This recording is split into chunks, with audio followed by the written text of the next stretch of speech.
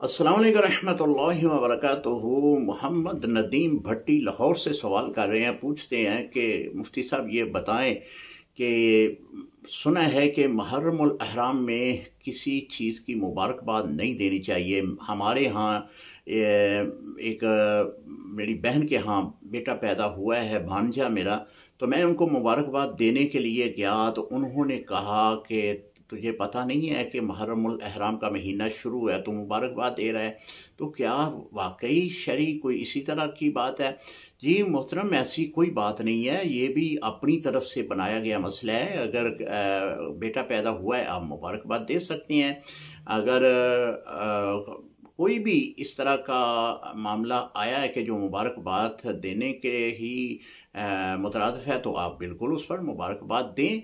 ये ममानियत नहीं है कि मुहर्रमुल अहराम जो है वो उसका आगाज़ हो चुका है या वो अपने 9-10 मुहर्रम के दिन जो हैं वो गुज़र रहे हैं तो मुबारकबाद तो नहीं देनी।